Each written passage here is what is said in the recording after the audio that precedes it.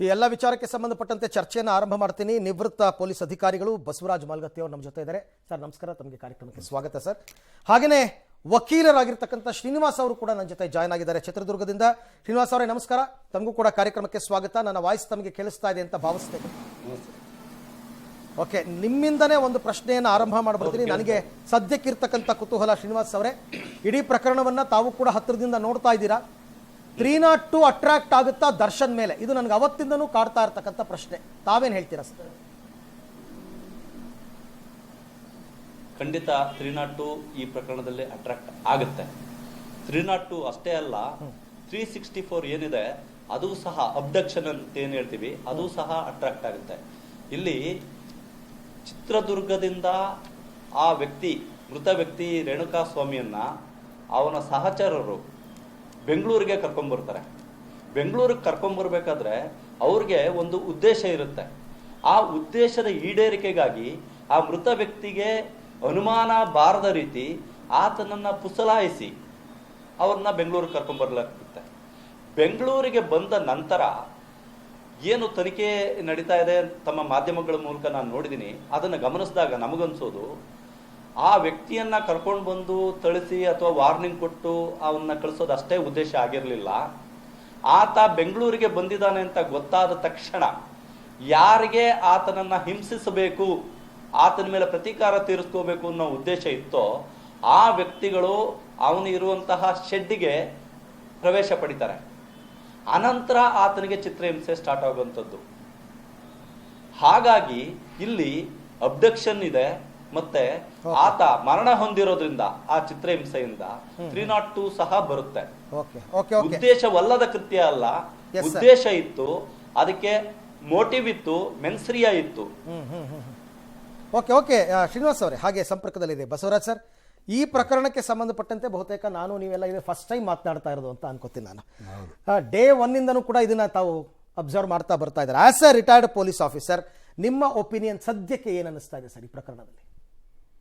ಇದು motive is very strong, ಭಾಳ confirm ಇದೆ ಮೋಟಿವ್. ಇನ್ವೆಸ್ಟಿಗೇಷನ್ ಅಷ್ಟೇ ಚುರುಕಾಗಿ ಮಾಡ್ತಾ ಇದ್ದಾರೆ. ಭಾಳ ನ್ಯಾಯಯುತವಾಗಿ ಟ್ರಾನ್ಸ್ಪರೆಂಟ್ ಆಗಿ ತನಿಖೆ ನಡೆದಿದೆ.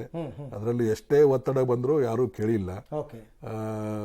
ನಿಜವಾಗಿಯೂ ಇವನ್ ಚಿತ್ರದುರ್ಗದಿಂದ ಹಿಡ್ಕೊಂಡು ಇಲ್ಲಿವರೆಗೂ ಬೆಂಗಳೂರುವರೆಗೂ ಶೆಡ್ಡು, ಆನಂತರ ಹೆಣ ಒಗೆದಿದ್ದಾಗಲಿ, ಹೆಣ ಪಂಚನಾಮ ಮಾಡೋದಾಗಲಿ, ಆನಂತರ ರಿಕವರಿ ಆಗಲಿ, ಎಲ್ಲ ಆರೋಪಿಗಳವ್ರು ಏನು 4 ಜನ ಬಂದಿದ್ರು, ಅವ್ರೇನು ನಾವೇ ಮಾಡಿದೀವಿ ಅಂತ ಒಪ್ಪಳಿಕೆ ಬಂದಿದ್ರು, ಅವ್ರನ್ನ ಇಂಟ್ರಾಗೇಷನ್ ಮಾಡೋದಾಗಲಿ, ತಕ್ಷಣ ಆರೋಪಿಯನ್ನ ವಿಥೌಟ್ ಎನಿ ಡಿಲೇ ಬೆಳಿಗ್ಗೆನೆ ಅರ್ಲಿ ಮಾರ್ನಿಂಗ್ ಹೋಗಿ ಹಿಡ್ಕೊಂಡ್ ಬಂದಿದ್ದಾರೆ ಆರೋಪಿನ.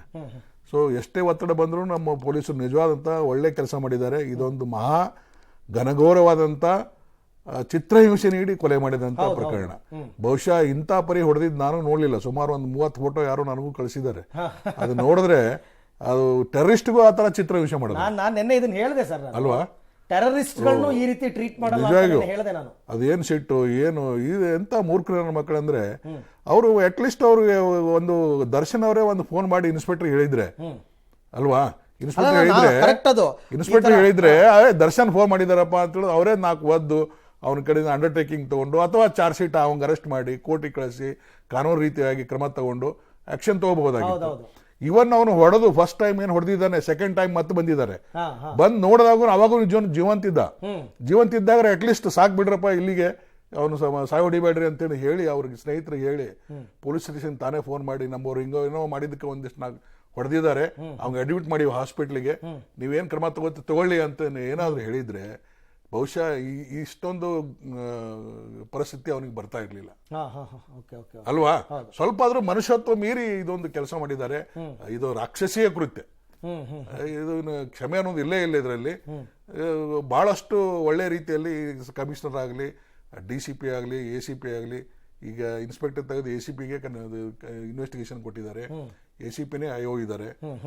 ಬಹಳ ಇಂಪಾರ್ಟೆನ್ಸ್ ಕೊಟ್ಟು ಮಾಡ್ತಾ ಇದ್ದಾರೆ ತನಿಖೆ. ಬಹಳ ಟ್ರಾನ್ಸ್ಪರೆಂಟ್ ಆಗಿದೆ, ಕಾನೂನುಬದ್ಧವಾಗಿದೆ. ಆಮೇಲೆ ಇದು ಏನ್ ಟೆಕ್ನಿಕಲ್ ಎವಿಡೆನ್ಸ್ ಇದಾವೆ ಪ್ರತಿಯೊಂದೂ ಬಹಳ ಚೆನ್ನಾಗಿ ಕಲೆಕ್ಟ್ ಮಾಡಿದ್ದಾರೆ. ಇವನ್ ಆರೋಪಿಗಳದು ಟವರ್ ಲೊಕೇಶನ್ 13-14 ಜನ ಆರೋಪಿಗಳು ಕೂಡ ಹೊಡೆಯೋದು ಒಂದೇ ಟವರ್ದಲ್ಲಿ ಎಲ್ಲರೂ ಲೊಕೇಶನ್ ಬಂದಿದೆ ಅಂದ್ರೆ ಅವರು ಎಲ್ಲರೂ ಪ್ರೆಸೆನ್ಸ್ ಅಲ್ಲಿ ಪ್ರೂವ್ ಆಗಿದೆ, ಒಂದೇ ಕಡೆ ಇದೆ ಅಂತ ಪ್ರೂವ್ ಆಗಿದೆ. ಹೀಗಾಗಿ ಟೆಕ್ನಾಲಜಿಕಲ್ ಇವನ್ ಅದೊಂದು ವಿಡಿಯೋ ಮಾಡ್ಯಾರ ಅಂತ ಕೇಳಿದ್ದೀನಿ ನಾನು. ಹೊಡೆಯೋದು, ದರ್ಶನ್ ಏನು ಅವನಿಗೆ ಇದಕ್ಕೆ ಮರ್ಮಾಂಗಕ್ಕೆ ಒದ್ದಿದ್ದು, ಬೂಟ್ಲುಗಳಲ್ಲೇ ಒದ್ದಿದ್ದು, ಹೊಡೆದಿದ್ದು ಎಲ್ಲನೂ ಪ್ರತಿಯೊಂದು ರೆಕಾರ್ಡ್ ಇದಾವೆ. ಅದರಲ್ಲಿ ತಪ್ಪಿಸ್ಕೊಳ್ಳಿಕ್ ಚಾನ್ಸೇ ಇಲ್ಲ. ಇಷ್ಟೊಂದು ಕುತ್ರವನ್ನ ಇಂಥ ಜನ ಮಾಡಬಾರ್ದಾಗಿತ್ತು. ನಮ್ಮ ಫಿಲ್ಮ್ ಇಂಡಸ್ಟ್ರಿ ಒಳ್ಳೊಳ್ಳೆ ಇತಿಹಾಸ ಇದೆ, ಒಳ್ಳೊಳ್ಳೆ ಮಹಾನಾಯಕರು ಹೋಗಿದ್ದಾರೆ.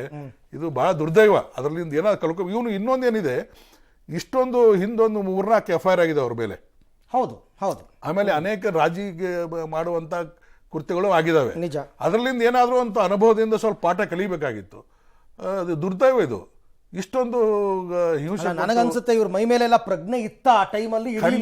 ಇಲ್ಲ, ಅದು ಏನಾಗಿದೆ, ಅನುಭವ ಏನಾಗಿದೆ, ಅದು ಏನು ಯಾವುದು ಅವನಿಗೆ ಶಿಕ್ಷೆ ಏನಾಗ್ಲಿಲ್ಲ, ಅದರಿಂದ ಪಾಠ ಕಲಿಲಿಲ್ಲ. ಹೀಗಾಗಿ ಅವ್ರಿಗೆ ಏನ್ ಮಾಡಿದ್ರು ನಡೀತದೆ ಅಂತ, ಏನ್ ಮಾಡಿದ್ರು ದಕ್ಸೋಬಹುದು. ನನಗೆ ಅವ್ರ ಸ್ನೇಹಿತರಿದ್ದಾರೆ, ಇವ್ರ ಸ್ನೇಹಿತರಿದ್ದಾರೆ, ರಾಜಕೀಯ ವ್ಯಕ್ತಿಗಳಿದ್ದಾರೆ. ಒಬ್ಬ ರಾಜಕೀಯ ವ್ಯಕ್ತಿ 126 ಸಲ ಫೋನ್ ಮಾಡಿದ್ದಾರೆ ಪೊಲೀಸ್ ಆಫೀಸರ್ಸ್ಗೆ. ಇದು ನಿಜವಾಗಿ ಅರೆಸ್ಟ್ ಮಾಡಬೇಡ ಅಂತ. ಇಂಥ ನಾಯಕರುಗಳು ನಮ್ಮಲ್ಲಿ ಇದ್ದಾರೆ, ಇಂಥ ಘೋರ ಕೃತ್ಯವನ್ನ ಮಾಡಿದ್ದಾರೆ. ಇದು ಅಷ್ಟೇ ಅಲ್ಲ, ಸಾಕ್ಷಿ ಇವನು ಏನು ನಾವು ಚಾರ್ಜ್ ಶೀಟ್ ಮಾಡುವಾಗ ಅವನು ಹಿಂದಿನ ಏನು ಕೃತ್ಯ ಇತ್ತು, ಅವನು ಏನು ಯಾವ ಕೇಸಲ್ಲಿ ಭಾಗಿಯಾಗಿದ್ದಾನೆ, ಪ್ರತಿಯೊಂದನ್ನು ಇತಿಹಾಸ ಬರೀತೀವಿ ನಾವು ಚಾರ್ಜ್ ಶೀಟ್ ನಲ್ಲಿ. 7-8 ಕೇಸ್ನಲ್ಲಿ ಇನ್ವಾಲ್ವ್ ಆಗಿದ್ದಕ್ಕೆ ಅವನಿಗೆ ಹ್ಯಾಬಿಚುವಲ್ ಅಂತ ಉಲ್ಲೇಖ ಆಗುತ್ತೆ, ಡೆಫಿನೆಟ್ ಆಗ್ತದೆ. ಇವನು ಹ್ಯಾಬಿಚುವಲ್ ಅಂತ ಪ್ರೂವ್ ಮಾಡಿ. ಈಗ ವಕೀಲರು ಶ್ರೀನಿವಾಸ್ ಕೂಡ ನೇರ ಸಂಪರ್ಕದಲ್ಲಿದ್ದಾರೆ, ಅವ್ರನ್ನು ಮಾತನಾಡಿಸ್ತಾ ಹೋಗೋಣ. ಸರ್, ನನ್ನ ಧ್ವನಿ ಕೇಳಿಸ್ತಾ ಇದೆ ಅನ್ಕೊಂತೀನಿ. ಈಗ ದರ್ಶನ್ ಅರೆಸ್ಟ್ ಆದಾಗಿನಿಂದಲೂ ಕೂಡ ಅವರ ಆಪ್ತ ವಲಯದಲ್ಲಿ, ಅಭಿಮಾನಿ ಬಳಗದಲ್ಲಿ ಒಂದು ಮಾತು ಕೇಳಿ ಬರ್ತಾ ಇದೆ, ನಮ್ಮ ಬಾಸ್ ಆದಷ್ಟು ಬೇಗ ಹೊರಗೆ ಬರ್ತಾರೆ ಬೇಲ್ ತಗೊಂಡು ಅನ್ನುವಂತಹ ಮಾತು. ಇದು ಪಾಸಿಬಿಲಿಟೀಸ್ ಇದೆ ಸರ್ ಈ ಪ್ರಕರಣದಲ್ಲಿ? ಯಾಕೆಂದ್ರೆ ಈ ಪೊಲೀಸರು ಹಾಕಿರುವಂತಹ ಸೆಕ್ಷನ್ಗಳನ್ನು ಕೂಡ ನಾವು ಗಮನಿಸ್ತಾ ಇದ್ವಿ. ನೋಡಿ, ಈ ಪ್ರಕರಣದಲ್ಲಿ ತನಿಖಾಧಿಕಾರಿಗಳು ತುಂಬಾ ಅತ್ಯುತ್ತಮವಾದಂತಹ ಕೆಲಸವನ್ನ ಮಾಡ್ತಾ ಇದ್ದಾರೆ. ಅವ್ರಿಗೆ ಸಿಗಬಹುದಾದಂತಹ ಯಾವುದೇ ಸಾಕ್ಷ್ಯದ ಯಾವುದು ಒಂದು ಸಣ್ಣ ಮೂಲವನ್ನು ಅವ್ರು ಬಿಡ್ತಾ ಇಲ್ಲ. ಪದೇ ಪದೇ ದರ್ಶನ್ ಅವರ ವಿಚಾರಣೆ ಮುಗದೇ ಇರೋದ್ರಿಂದ ಪೊಲೀಸ್ ಕಸ್ಟಡಿಗೂ ಸಹ ತಗೊಳ್ತಾ ಇದ್ದಾರೆ. ಅಂದ್ರೆ ಈ ಪ್ರಕರಣದಲ್ಲಿ ಹೆಚ್ಚಿನ ಸಾಕ್ಷ್ಯವನ್ನ ಪೊಲೀಸ್ನವರು ಸಂಗ್ರಹಿಸ್ತಾ ಇದ್ದಾರೆ ಅನ್ನೋದನ್ನ ನಾವು ಮನಗಾಣಬಹುದು. ಹೌದು. ಹಾಗಾಗಿ ಇಲ್ಲಿ ಟೆಕ್ನಿಕಲ್ ಎವಿಡೆನ್ಸ್ ಏನಿದೆ ಅದು ಸಂಪೂರ್ಣವಾಗಿ ದರ್ಶನ್ ಮತ್ತು ಅವರ ಟೀಮ್ ವಿರುದ್ಧವಾಗಿದೆ. ಹಾಗಾಗಿ ಈ 90 ದಿವಸಗಳ ಅವಧಿ ಏನಿದೆ ಅಷ್ಟರ ಒಳಗಡೆ ಪೊಲೀಸ್ನವರು ಒಂದು ಗಟ್ಟಿಯಾದಂತಹ ಒಂದು ಚಾರ್ಜ್ ಶೀಟ್ ಅನ್ನ ನ್ಯಾಯಾಲಯಕ್ಕೆ ಸಲ್ಲಿಸ್ತಾರೆ. ಆ ಟೆಕ್ನಿಕಲ್ ಎವಿಡೆನ್ಸ್ ಏನಿದೆ ಅದೆಲ್ಲವೂ ಸಹ ದರ್ಶನ್ ಅವರ ವಿರುದ್ಧವೇ ಬೊಟ್ಟು ಮಾಡಿ ಅವರ ಗ್ಯಾಂಗ್ ವಿರುದ್ಧವೇ ತೋರಿಸೋದ್ರಿಂದ ಅವರಿಗೆ ಬೇಲ್ ಸಿಗುವಂತಹ ಸಾಧ್ಯತೆಗಳು ತೀರಾ ಕಡಿಮೆ ಅಂತ ಹೇಳ್ಬೋದು. ಯಾವುದೇ ಕಾರಣಕ್ಕೂ ಇವ್ರಿಗೆ ಬೇಲ್ ಕೊಡಬೇಡಿ ಅನ್ನುವಂತಹ ಆಗ್ರಹವೂ ಸಹ ಸರ್ಕಾರದ ವತಿಯಿಂದ ವಕೀಲರು ವಾದ ಮಾಡ್ತಾರೆ. ಹಾಗಾಗಿ ಯಾವಾಗ ಒಂದು ಕೇಸ್ನಲ್ಲಿ ಮೇಲ್ನೋಟಕ್ಕೆ ಅಪರಾಧವನ್ನ ಸಾಬೀತಾಗುವಂತಹ ಒಂದು ಸಾಕ್ಷ್ಯಾಧಾರವನ್ನ ಚಾರ್ಜ್ ಶೀಟ್ ನಲ್ಲಿ ತನಿಖಾಧಿಕಾರಿಗಳು ನ್ಯಾಯಾಲಯದ ಮುಂದೆ ಪ್ರಸ್ತುತಪಡಿಸ್ತಾರೋ ಅಂತಹ ಸಂದರ್ಭದಲ್ಲಿ ಮೇಲ್ನೋಟಕ್ಕೆ ಅಪರಾಧ ಘಟಿಸಿದೆ ಅನ್ನುವಂತಹ ಭಾವನೆ ನ್ಯಾಯಾಲಯಕ್ಕೆ ಬಂದ್ರೆ ಅಂತಹ ಆರೋಪಿಗೆ ಬೇಲ್ ಕೊಟ್ಟಂತಹ ಉದಾಹರಣೆಗಳು ನ್ಯಾಯಾಲಯದ ಮುಂದೆ ಇಲ್ಲ.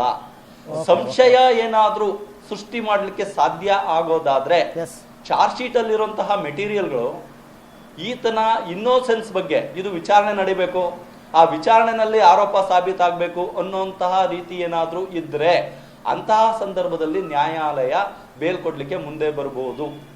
ಆದ್ರೆ ಇಲ್ಲಿ ಗಟ್ಟಿಯಾದಂತಹ ಚಾರ್ಜ್ ಶೀಟ್ ಸಬ್ಮಿಟ್ ಆಗುತ್ತಾ ಅನ್ನೋದು ಪ್ರಶ್ನೆ.